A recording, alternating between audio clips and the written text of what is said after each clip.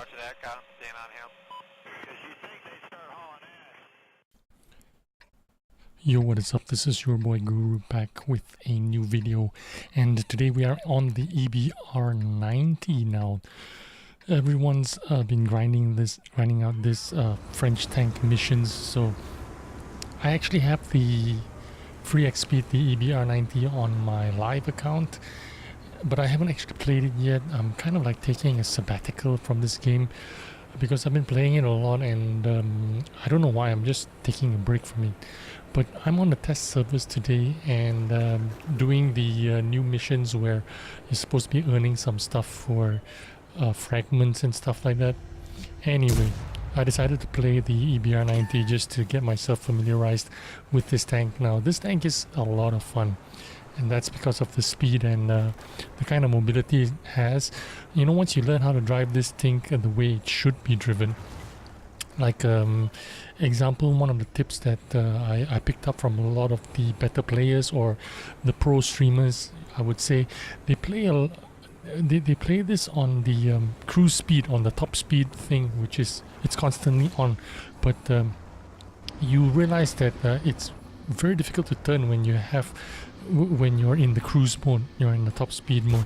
What you need to do is, if you want to make a sharp turn, you need to release the W key, make that turn, and then back on the gas again, and that's how you make those sharp turns when you're in the cruise mode. When you're in the mobility mode, of course, you're not going to have the speeds that you get on the cruise mode. You have better mobility, but you don't have that kind of speed. That is why a lot of people stay on the cruise mode when they are in open areas like this. You want to have the option of getting into a quick speed. And also, one of the tricks that I learned, a lot of the players are using the HE shells on this gun, and that's because the HE shells have decent amount of penetration. I think on this tank, the EBR 90, I think you got 90 penetration and over 330 damage when you use HE shells. But there is a drawback to these HE shells, and we will talk about that a little bit later. But most of all, when you are in high mobility tanks like the wheeled tanks, you want to keep yourself moving all the time. Now, initially, in the last common test, 1.3 common test, I was actually playing this tank more like a medium tank, and I hung around a lot with the medium tankers, keeping at their pace, trying to sneak in shots, like playing the supporting role. When the enemy has fire, then I will use my speed to poke out, fire a shot, and then duck back into cover again. That was how I was playing this tank. But I was following a lot of the pro streamers that were playing this day in, day out, every day, and seems to me like the successful formula was to keep this tank moving at all times. Like, use your mobility and keep moving all the time. Find places to go where you can keep your speed going, keep your speed up, keep your mobility up. Try to flank people and shoot people. Just keep yourself moving, which is what I'm exactly what I'm doing now.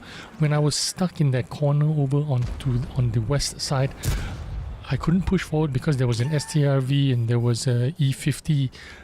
I decided that I would use my mobility to flex around to the western side of the map. Sorry, I was on the east side of the map. Now I flex to the west side of the map. And what I'm going to do is use my mobility to flank around this T30, and this buys me time, buys my team time to push forward and charge him down and finish him off. And I did.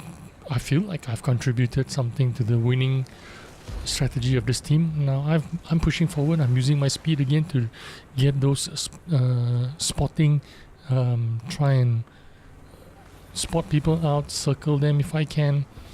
Now you notice that as soon as I hit the water, I lose a lot of my speed there. So that's one thing you need to remember, bear in mind. There's a lot of ground resistances when you hit the water, and this is what I'm talking about with the auto aim and with the HE shells. when I'm using my HE shells and auto aim here, the problem with the HE shells and auto aim is when you auto aim, you are auto aiming into the center of the tank, which is somewhere in the top of the tracks, which means there's spaced armor and stuff like that that's stopping your shells from penetrating. I'm running an experiment here. I'm trying to shoot him and see if I can pen him at all with the auto aim, and I can't.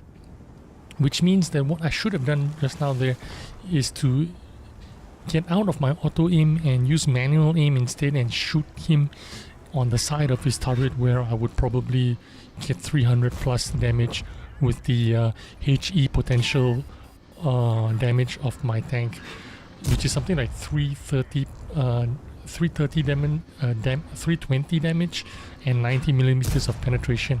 I could have easily done a lot more damage on that FV, on that shitman, but nevertheless, that is a good experiment, and I learned something, I guess. So if I'm ever in that situation where I'm circling one of these tanks that I can easily penetrate onto the back, on the sides, I need to make sure that I am going to be manually aiming.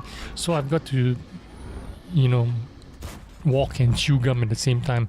Not only do I have to drive, I need to manually aim and get out of the auto aim and make sure that I hit the weak spots and make use of my 90 penetration, 320 alpha damage on my HE shells. And I will remember that when I actually play this on my live account. So if you are planning to play these tanks, make sure you have a healthy dose of HE shells. I'm driving like a drunk man here. I'm also playing on 230 ping.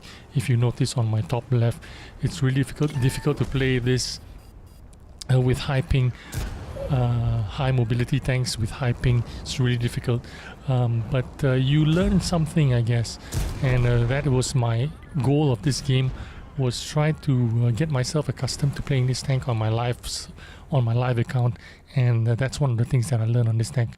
I got a first class, so I'm pretty happy about that. And I hope you enjoyed that video and picked up a few tips for yourself as well when you are playing this tank. Thanks for watching the video, and I'll see you on the next one. Bye bye.